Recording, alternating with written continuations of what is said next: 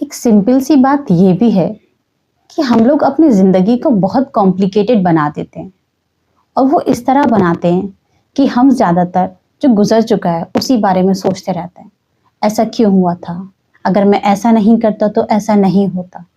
उसने मेरे साथ ऐसा क्यों किया था? या फिर कभी हम जो आने वाला कल है उसकी बहुत ज़्यादा टेंशन लेते रहते हैं।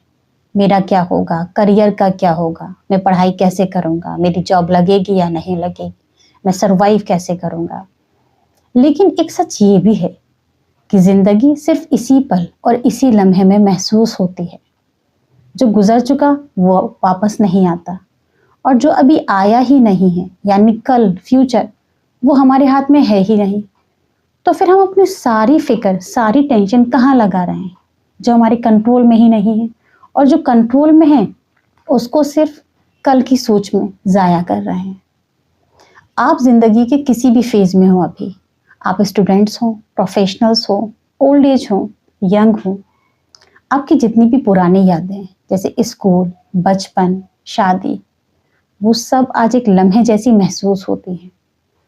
और एक गहरी बात ये भी है कि ज़िंदगी वक्त में कितनी भी लंबी हो, ज़िंदगी वक्त में कितनी भी लंबी हो, जब हम एहसास करते हैं तो वो सिर्फ एक लम्हे में गुजर जाती है। तो फ़र्क इस बात से नहीं पड़ता है कि आप कितना जीते हो, फ़र्क इस बात से पड़ता है कि आप कैसे जीते हो। इसलिए ना ही कल की टेंशन में खुद को अटकाए रखो और ना ही आने वाले कल की टेंशन में खुद को उलझाओ। बस इसी प्रेजेंट मोमेंट को, इसी पल को महसूस करो। अभी आप जो महसूस कर रहे हैं, जो सोच और एहसास आपके अंदर अभी चल रहा है, वही आपकी असली ज़िंदगी है।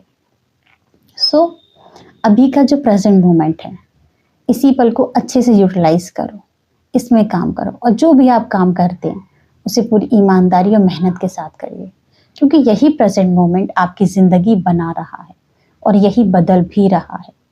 ज़िंदगी कहीं और नहीं चल रही है, ज़िंदगी इसी प्रेजेंट मोमेंट में चल रही है, जिसको हम ज़ाया कर देते हैं पिछली बातों को सोचकर या आने वाली बातों को सोचकर।